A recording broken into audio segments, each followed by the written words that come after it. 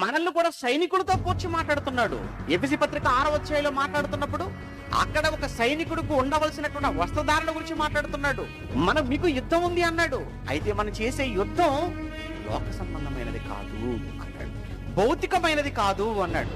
ఇది ఆత్మ సంబంధమైన యుద్ధం. మనకు యుద్ధోపకరణాలు ఉన్నాయి. యుద్ధం చేసేవాళ్ళు సైనికుడు అంటారు.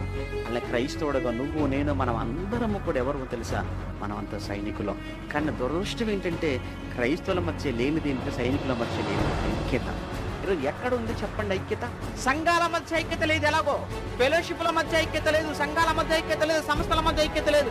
అంత దూరం ఎందుకంటే ఒకే సంఘములో ఉన్న వ్యక్తుల మధ్య ఐక్యత ఉందంటారా ఈరోజు చెప్పండి? ఎక్కడ దాకో ఎందుకు? ఏమండి ఈ సంఘం ఆ సంఘం కాదండి, ఈ ఫెలోషిప్ పాలషిప్ కాదండి, ఈ సంస్థ ఆ సంస్థ అన్ని పక్కన పెడదాం. ఒక సంఘం దగ్గరికి వచ్చి మాట్లాడుకుందాం. మనం ఒక సంఘం దగ్గరికి వచ్చి మాట్లాడుకున్నప్పుడు ఒక సంఘంలో ఉన్న 50 మంది, ఒక సంఘంలో 100 మంది, ఒక సంఘంలో 150 మంది